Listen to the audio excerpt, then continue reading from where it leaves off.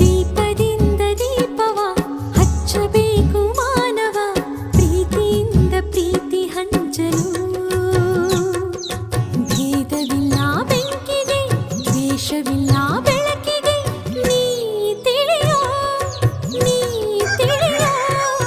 ದೀಪದಿಂದ ದೀಪವ ಹಚ್ಚಬೇಕು ಮಾನವ ಪ್ರೀತಿಯಿಂದ ಪ್ರೀತಿ ಹಂಚಲು